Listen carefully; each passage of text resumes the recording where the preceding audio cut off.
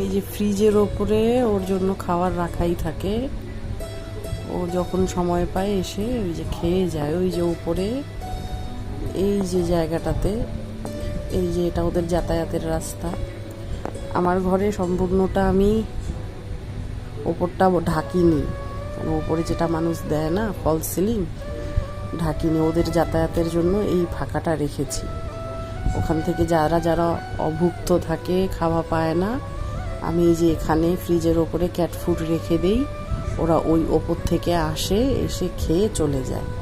নিচে আমার আরও অনেক ক্যাট ডগ আছে, ওদের জন্য অনেক বেড়ালি নিচে নামতে চায় না।